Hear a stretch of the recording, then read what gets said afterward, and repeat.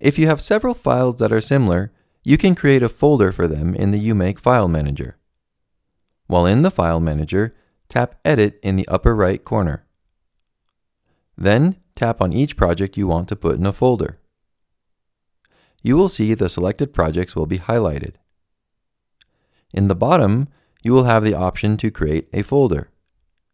Tap Create Folder, and you will be prompted to name the folder and choose a color. A new folder will be created with the selected projects inside.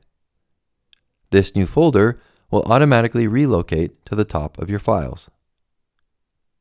To take files out of a folder, open the folder and then tap Edit from the top of the File Manager interface. Select the files you want to pull out of the folder. In the lower left, you will see the option to send back the selected files. Tap this and the selected files will be removed from the folder.